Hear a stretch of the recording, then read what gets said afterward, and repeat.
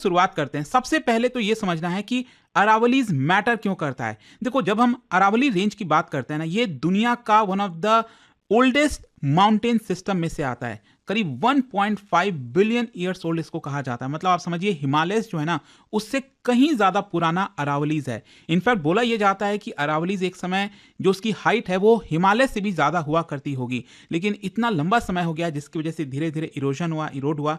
और ये अगर आप ध्यान से देखेंगे इस मैप में आपको समझ में आएगा, गुजरात कवर करता है, गुजरात से स्टार्ट होता है, राजस्थान, हरियाणा और दिल्ली में जाकर ये खत्म होता है। तो इसकी रफली रेंज जो है करीब 800 किलोमीटर के आसपास बताई जाती है। एंड सबसे इंपॉर्टेंट ये है कि it acts as a natural ecological barrier between Thar desert and Indo Gangetic plain. मतलब इधर इंडो गैंगेटिक प्लेन है, यमुना गंगा इधर पूरा जो रिवर सिस्टम है, और इधर आपका थार डेजर्ट है। तो अगर ये अरावलीज नहीं होता तो काफी डिस्टर्बेंस हो जाता, यहां पर डेजर्टिफिकेशन स्टार्ट हो जाता। तो इसलिए अरावलीज बहुत इंपॉर्टेंट है। इकोलॉजिकल इंपॉर्टेंस की मैं बात करूं तो बेसिकली जो मैंने आपको बताया कि वेस्टर्न इंडिया में जो डेजर्ट है उसका इंपैक्ट इधर की तरफ नहीं आने देता, डेजर्टिफिकेशन को रोकता है। दूसरा, यहां पर जो ग्राउंड वाटर रिचार्ज जोन है राजस्थान, हरियाणा, दिल्ली, उसमें इंपॉर्टेंट रोल प्ले करता है अरावलीज। साथ ही साथ जो डस्ट स्टॉर्म हो गया, एयर पोल्यूशन हो गया एनसीआर में, उसको भी काफी हद तक कंट्रोल करता है। वैसे ही यहां पर आप सब जानते हैं कितनी समस्या है दिल्ली एनसीआर में पोल्यूशन की, लेकिन अगर ये अरावलीज नहीं होता तो ये और भयानक सिचुएशन हो सकती थी। फिर इसके अलावा यहां पर जो ड्राई डिसीडियस फॉरेस्ट है, वाइल्ड लाइफ कॉरिडोर है, मिनरल रिच जियोलॉजी है, वो आपको अरावलीज में यहां पर देखने को मिलेंगी। अच्छा, यहां पर अगर आप ध्यान से देखेंगे जो सुप्रीम कोर्ट की रूलिंग है वो क्या हुई है, मतलब रिसेंटली क्या हुआ था कि यहां पर माइनिंग को लेकर, एनवायरमेंटल प्रोटेक्शन को लेकर अरावलीज में, क्योंकि देखो क्या है ना कि ऑलरेडी इलीगल तरीके से काफी माइनिंग हो रही है, पत्थर वगैरह वहां से निकाले जा रहे हैं, काफी कुछ होता आ रहा है। और आप जानते हैं हमारे देश में किस तरह से पूरा सिस्टम काम करता है।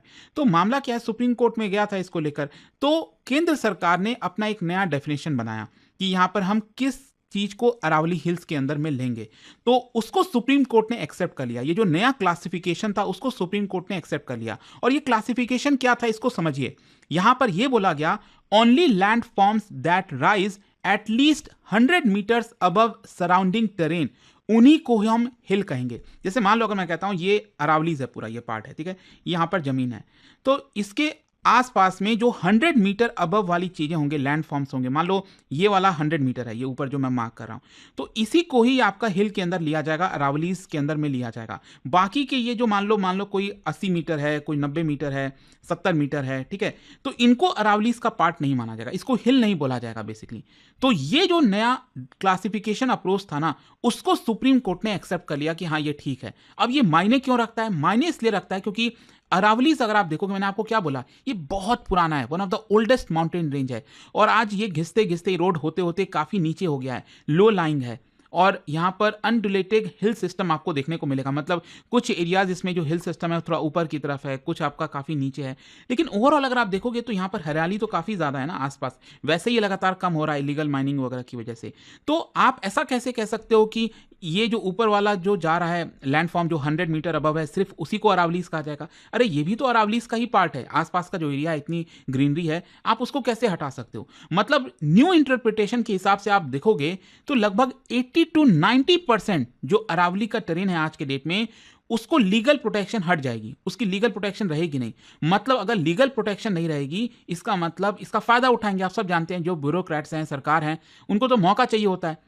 तो यहां पर mining, construction, real estate development धड़ल्ले से स्टार्ट हो जाएगा। मतलब पूरा का पूरा अरावलीज खत्म हो सकता है। और एनवायरमेंटलिस्ट का आर्गुमेंट यही है कि देखो जो अरावलीज है ये कंटिन्यूअस इकोलॉजिकल सिस्टम है, आप इसको हिल पीक के हिसाब से डिफाइन मत करिए, आप इसको हाइट के हिसाब से मत डिफाइन करिए। यहां पर जियोलॉजी, इकोलॉजी, हाइड्रोलॉजी, इन सारे फैक्टर्स को भी हमें देखना चाहिए।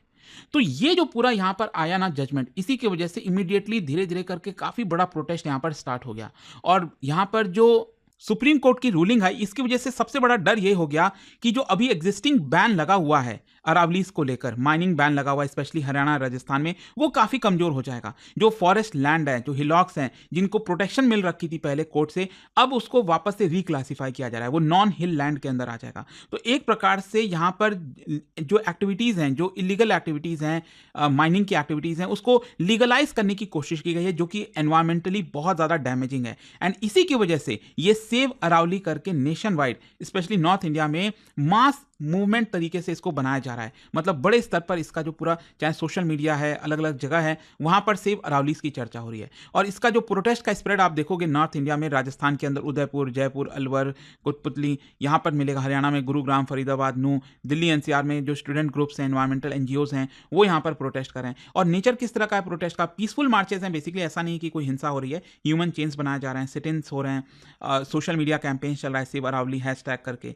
और मेमोरेंडम सेंड किया गया है प्रेसिडेंट को, मिनिस्ट्री ऑफ एनवायरमेंट को, सुप्रीम कोर्ट के रजिस्ट्री को। अच्छा, यहाँ पर क्वेश्चन अब ये भी आता है कि कौन कौन से एनवायरमेंटल कंसर्न है, एक्सपर्ट्स क्या कहते हैं।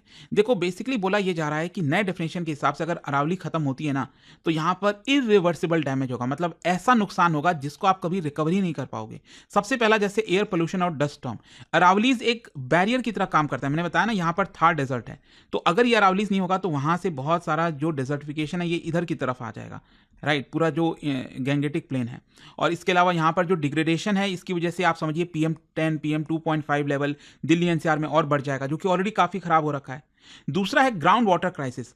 अरावली की जो रॉक सिस्टम है उसमें रेन वाटर स्टोर होता है और धीरे धीरे रिलीज होता है, लेकिन माइनिंग ब्लास्ट की वजह से फ्रैक्चर होता है एक्विफायर्स में, जिसकी वजह से वाटर टेबल कम हो जाते हैं, वेल्स और लेक्स यहाँ पर ड्राई होने लगते हैं, ये सब इंपैक्ट होगा। तीसरा है डेजर्टिफिकेशन का रिस्क। मैंने आपको बताया कि किस तरह से यहाँ पर थार डेजर्ट के एक्सपेंशन को ये रोकता है ईस्टवर्ड साइड, लेकिन साथ ही साथ यहाँ पर डस्ट बैरियर की तरह ये काम करता है कि लगातार जो डस्ट वगैरह आते हैं, पोल्यूशन की मैंने बात की, और स्पेशली राजस्थान, हरियाणा, वहां पर already high desertification risk state इनको माना गया है। फिर इसके अलावा बायोडाइवर्सिटी लॉस तो होगा ही। Aravallis is home to lot of species, चाहे वो लेपर्ड की बात करें, जकाल हो गया, माइग्रेटरी बर्ड्स हो गए, हैबिटेट फ्रेगमेंटेशन होगा, जिसकी वजह से जो वाइल्ड लाइफ कॉरिडोर है वो परमानेंटली डिसरप्ट हो जाएंगे। अच्छा, इसको लेकर पॉलिटिकल और पब्लिक रिस्पॉन्स क्या रहा है? यहाँ पर जो अपोजिशन पार्टीज हैं वो विरोध कर रहे हैं। राजस्थान के अंदर जो former chief minister Ashok Gehlot, उन्होंने भी इस चीज को सपोर्ट किया है, सेव अरावली कैंपेन को, और कहा है कि वार्निंग भी दी है कि इसकी वजह से यहाँ पर एनवायरमेंटल डिस्ट्रक्शन को लीगलाइज करने की कोशिश की जा रही है। तो अपोजिशन पार्टीज ने आरोप लगाया अथॉरिटीज के ऊपर कि इनडायरेक्ट तरीके से कॉर्पोरेट को फायदा पहुंचाने की कोशिश की जा रही है। जो सिविल सोसाइटी है, environmental NGOs, retired forest officers, geologist, students, वो प्रोटेस्ट को ज्वाइन कर रहे हैं। इसको कहीं ना कहीं ऐसे देखा जा रहा है कि फॉरेस्ट डाइल्यूशन के जो केसेस थे पहले चलते थे, उस तरह की चीजें अब हो रही हैं। अच्छा, अब क्वेश्चन ये आता है कि इतने प्रोटेस्ट में सरकार और स्पेशली सुप्रीम कोर्ट का पोजीशन क्या है? देखो, सुप्रीम कोर्ट ने क्लैरिफाई किया है।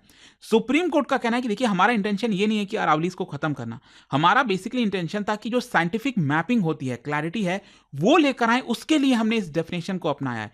इसका मतलब ये नहीं है कि यहां पर आप पूरी की पूरी अरावलीज को खत्म कर दोगे, धड़ल्ले से माइनिंग स्टार्ट होगी। और बेसिकली कोशिश यहां पर यही है कि डिटेल तरीके से जियोलॉजिकल और एनवायरमेंटल मैप बनाया जाए। इस क्लासिफिकेशन के लिए हमने यहां पर यह दिया है कि 100 मीटर से अबव उनको हिल्स कहा जाएगा। यहां पर जो सस्टेनेबल माइनिंग फ्रेमवर्क है उसको क्रिएट किया जाए, ऐसा सुप्रीम कोर्ट ने कहा है। लेकिन प्रोटेस्टर्स का आर्गुमेंट यह है कि चलो देखो, आप बातें तो कर रहे हो अच्छी अच्छी कि हमने ऐसा नहीं किया, लेकिन लीगल डेफिनेशन जब चला जाएगा तो जो एक प्रोटेक्शन मिला हुआ था वो नहीं रहेगा, तो सरकार तो आगे चलकर इसका फायदा उठाएगी ना। आपको कैसे पता कि फायदा नहीं उठाएगी? और मान लो एक बार माइनिंग वगैरह स्टार्ट हो गया, फिर मामला कोर्ट में जाता है, कोर्ट में लंबी सुनवाई चलती है, तो जो नुकसान होगा वो तो हमेशा के लिए हो जाएगा। आप फिर बाद में रोक के करोगे क्या? तो ये यहां पर प्रॉब्लम हो रही है। तो प्रोटेस्टर्स का डिमांड क्या है? बेसिकली प्रोटेस्टर्स ये कह रहे हैं कि एक तो ये जो डेफिनेशन है 100 मीटर वाला, इसको आप वापस लीजिए, यहां पर होलिस्टिक इकोलॉजिकल डेफिनेशन अपनाइए अरावलीज का, और माइनिंग बैन जो है उसको और मजबूत करिए, और साथ ही साथ जो लार्ज पार्ट है अरावली स्ट्रेचेस का उसको eco sensitive zone, protected landscape declare किया जाए। यहां पर जियोलॉजिस्ट और एनवायरमेंटल साइंटिस्ट को इंक्लूड करना चाहिए पॉलिसी मेकिंग में। तो देखते हैं अब आगे क्या होता है। बड़ा आई होप कि ये जो अरावलीज को लेकर इतनी चर्चा चल रही थी इतने लंबे समय से, वो अब आपको एकदम क्रिस्टल क्लियर समझ में आया होगा। जाने से